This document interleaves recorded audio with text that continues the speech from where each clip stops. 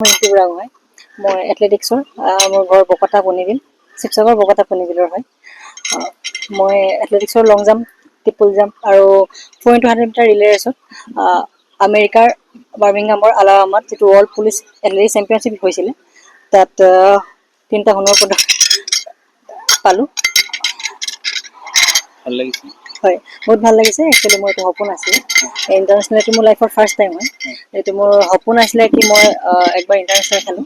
তো ইণ্টাৰনেশ্যনেল খেলিবলৈ পালোঁ ফাৰ্ষ্ট, আৰু সেইটো হিচাপত মই মেডেলো আনিবলৈ পাৰিলোঁ। তো সেইকাৰণে বহুত হেপী। অসম পুলিচৰ হৈ গৈছিলে। নহয়, একচুৱেলি মোৰ আছাম ৰাইফলছৰ হয় মই। আগন্তুক পৰিকল্পনা কি আছে? আগন্তুক পৰিকল্পনা আছে। অক্টোবৰ নৱেম্বৰত মোৰ অপেন নেশ্যনেল আছে এথলেটিক্স ফেডাৰেশ্যন অফ ইণ্ডিয়াৰ। তো তাৰ কাৰণে মই প্ৰিপেৰেশ্যন কৰিম এতিয়া। আৰু নেক্সট 2026 কমনৱেলথ আহি আছে।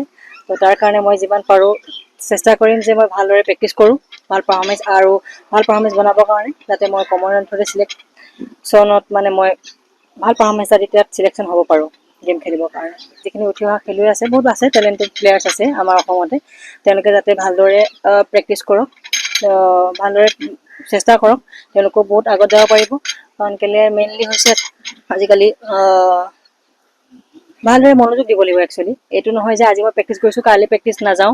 এদিন দুদিন প্ৰেক্টিছ কৰিলে কোনো ভাল ফল দিব নোৱাৰিব একচুৱেলি। যদি কিবা এটা ভাল ফল বিচাৰে, মেডেল বিচাৰে, তেতিয়াহ'লে একাগ্ৰতাৰে প্ৰেক্টিছ কৰিব লাগিব, বহুত কষ্ট কৰিব লাগিব, ছেক্ৰিফাইচো থাকে, সকলোবিলাক ডিচিপ্লিনো থাকে। তো সকলোবিলাক মেইনটেইন কৰি আগবাঢ়ি যাব পাৰিব লাগিব। তেতিয়াহে এটা ভাল মেডেল বা এখন ভাল কম্পিটিশ্যনত পাৰ্টিচিপেণ্টৰ কাৰণে অলপ উপযোগী হৈ পৰিব।